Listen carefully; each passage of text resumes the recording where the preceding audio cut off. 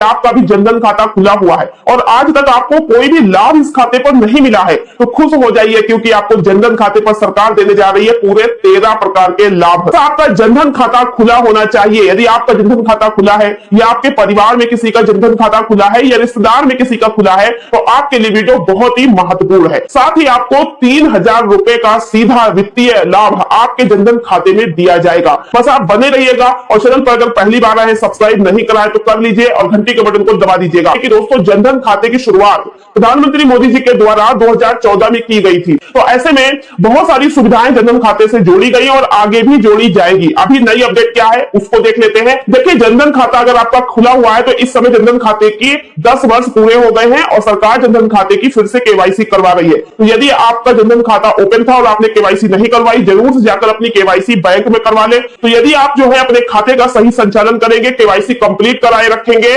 और इसमें mobile number आधार को अपडेट करेंगे, सारा कुछ आपका ओके रहेगा, लेन देन चलता रहेगा, तो सरकार इसमें आपको नए नए लाभ जो है देती रहेगी। इसमें बहुत सारी वित्तीय सुविधाएं भी आपको आगे चल के मिलेगी। चलिए बात कर लेते हैं कि 13 लाभ आपको कौन कौन से मिलेंगे। वो 13 लाभ क्या है, सबसे पहले नंबर 1 पे आपको बताते हैं। तो सबसे पहला लाभ तो जीरो बैलेंस की सुविधा मिलेगी। मतलब कि आपको अपने खाते पर कोई न्यूनतम बैलेंस नहीं रखना होता है, जीरो से खाता खुलवाइए और जीरो पर ही उसको लेन देन से चलाते रहिए। अब बात करते हैं नंबर 2 के लाभ की। तो नंबर 2 पे आपको इसमें रुपए डेबिट कार्ड की सुविधा दी जाती है, ताकि आप इस कार्ड से एटीएम से भी पैसा निकाल सकते हैं, ऑनलाइन पेमेंट वगैरह भी कर सकते हैं। ये बहुत अच्छी सुविधा है, जनधन खाते के अंदर आपको बिल्कुल फ्री दी जाती है रुपए डेबिट कार्ड की सुविधा। नंबर 3, आपको इसमें 2 लाख रुपए का दुर्घटना बीमा कवर मिलता है। अगर आपके साथ कोई दुर्घटना हो जाती है तो आपको इस पैसे से लाभ दिया जाएगा, या दुर्घटना में आपकी मृत्यु होती है तो इसका लाभ आपके नॉमिनी को दिया जाएगा। लेकिन इसमें आपको ध्यान रखना है कि नॉमिनी को लाभ तभी मिलेगा जब आप खाता खुलवाते हो, तो उस समय आपको खाते में अपने नॉमिनी का नाम लिखवाना जरूरी है।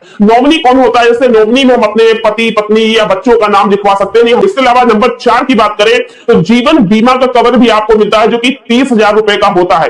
अगर आपकी मृत्यु हो जाती है तो आपके परिवार को ये 30,000 रुपए का जीवन बीमा के अंतर्गत वित्तीय सहायता दी जाती है। ये तो हो गया 4 सुविधाएं। नंबर 5 की बात करते हैं तो देखिए, इसमें आपको ओवरड्राफ्ट की सुविधा मिलती है। यानी आपके खाते में 1 रुपया भी नहीं है, जीरो है, और आप बहुत परेशान हो कि यार मेरे पास रुपए नहीं है और हमें रुपए की बहुत जरूरत है, तो हम कहीं से उधार ले ले। तो उधार लेने की जरूरत नहीं है, आप अपने जनधन खाते से ही पैसा ले सकते हो। यानी कि आपके खाते में 1 रुपया भी नहीं है, जीरो है, फिर भी आप अपने खाते से पैसा निकाल सकते हो। कितना आप चाहो तो अपने खाते से 1000 रुपए, 2000 रुपए, 3000 रुपए, 4000 रुपए, 5000 रुपए, यहां तक कि 10,000 रुपए तक निकाल सकते हो। लेकिन इसकी शर्त यह है कि आप 6 महीने से खाते को एक्टिव रखे हो। अगर आपने नया खाता खुलवाया है तो पूरा 6 महीने उसको चलाओ। 6 महीने के बाद ये सुविधा आपको मिलने के लिए स्टार्ट हो जाएगी। नंबर 6 की बात करें तो बहुत सारी पेंशन योजनाएं आपको इस खाते पर मिलती है। पेंशन का पैसा भी खाते में आता है, जैसे कि अटल पेंशन का पैसा खाते में आपके मिलेगा। इसके अलावा श्रम योगी मानधन योजना के अंतर्गत आपको पैसा मिलेगा।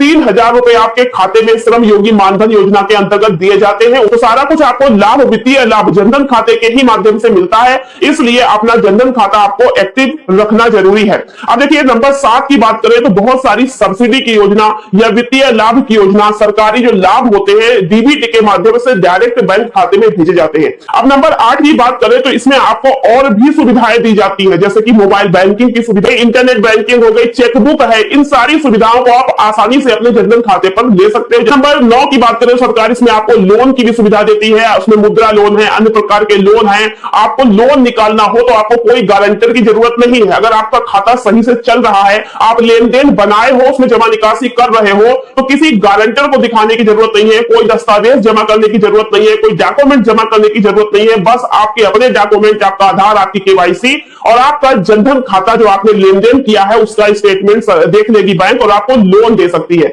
और जिन लोगों की मृत्यु हो गई है उनके खाते बंद हो सके, नए खाते खोले जा रहे हैं, जिनका खाता नहीं खुला है तो जनधन खाता खुलवा सकते हैं। जनधन खाता खुलवाने के लिए अपने नजदीकी आप बैंक में जाकर वहां पर खाता खुलवा सकते हैं, या फिर कोई भी बीसी पॉइंट हो वहां पर आप पता कर सकते हैं कि क्या उनके वहां जनधन खाता खुलता है, तो वहां से भी आप खुलवा सकते हैं अपना जनधन खाता।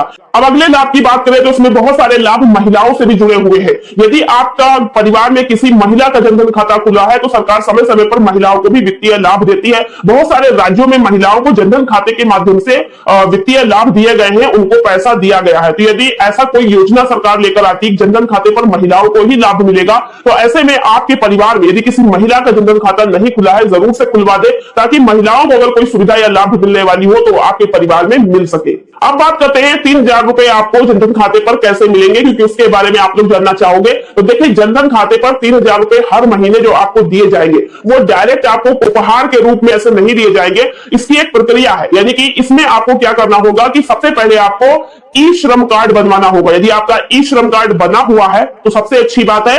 ई श्रम कार्ड होते हुए और जनधन खाता आपका खुला है तो केवाईसी कराने के बाद, सब कुछ ओके करने के बाद, अब आपको प्रधानमंत्री श्रम योगी मानधन योजना के अंदर रजिस्ट्रेशन कराना होगा और उसमें आपको अपने तरफ से कुछ रुपए जमा करने होंगे। जैसे कि अगर आपकी आयु 18 वर्ष की है और आप इस योजना में जुड़ते हो तो आपको हर महीने 55 रुपए जमा करने हैं। 55 रुपए सरकार जमा कर देगी। अगर आपकी आयु 20 वर्ष की है तो आपको 100 रुपए जमा करने हर महीने और सरकार भी 100 रुपए जमा कर देगी, यानी कि जितना आप जमा करोगे उतना ही सरकार भी जमा करेगी। और 60 साल की उम्र पे सरकार आपको 3,000 रुपए आपके जनधन खाते पर पेंशन के रूप में देने लगेगी।